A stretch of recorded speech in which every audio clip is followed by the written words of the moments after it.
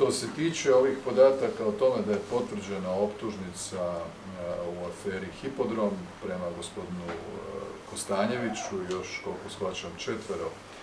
suoptuženika za različita kaznena djela, mahom za zlouporabu službenog položaja i ovlasti, pa onda očito za izvlačenje novca, fiktivnim prikazivanjem radnih sati zaštitarske firme, pa onda izvlačenjem novaca. Htio bih samo to usporediti sa ovim što se veže, što sam već komentirao prošlog tjedna za Mikulića, to je da su ovdje iznosi podosta veći. Ja koliko vidim danas u medijima, tu je iznos oko 450.000 eura. Prema tome, možemo kao stranka koja najčešće skače na sve te teme, očito ima jako veliki broj aktera koji također pokazuju da Možemo nije nikakva nevina stranka, nego da su to stranke koje u kontekstu onoga što donosi obnašanje vlasti